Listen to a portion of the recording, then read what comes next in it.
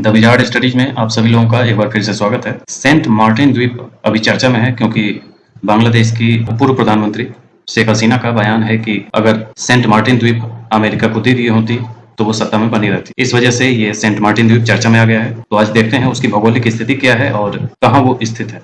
आइए देखते हैं।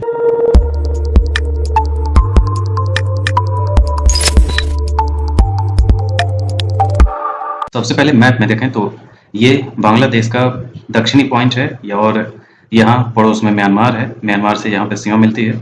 उसी को इस मैप में देखें, यहाँ ये बांग्लादेश का है और बांग्लादेश का ही ये द्वीप है इस हिस्से में जो इस ढंग का दिखता है। यह बंगाल की खाड़ी के पूर्वोत्तर क्षेत्र में बांग्लादेश और म्यांमार की सीमा के करीब स्थित है। यह बांग्लादेश के कॉक्स बाजार टेक्नाफ प्रायद्वीप के दक्षिणी सिरे से 9 किलोमीटर दूर है। यह अधिकतर समतल है और समुद्र तल से 3.6 मीटर ऊंचाई पर स्थित है। यह बांग्लादेश का एकमात्र प्रवाल द्वीप है।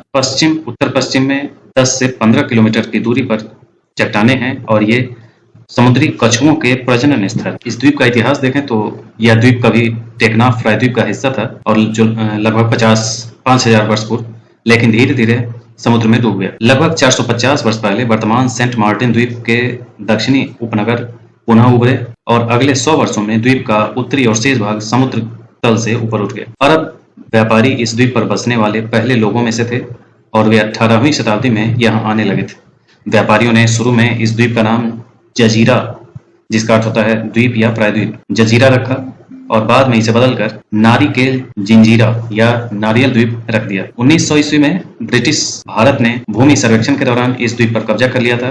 अब तक कुछ मछुआरे द्वीप पर बस गए थे। वे या तो बंगाली थे या रखाइन समुदाय जो वर्तमान में म्यांमार में है। ब्रिटिश कब्जे के दौरान इस द्वीप को सेंट मार्टिन द्वीप नाम दे दिया गया, जिसका नाम चटगांव के तत्कालीन डिप्टी कमिश्नर मार्टिन के नाम पर रखा गया था। तो ये बांग्लादेश का मार्टिन द्वीप था।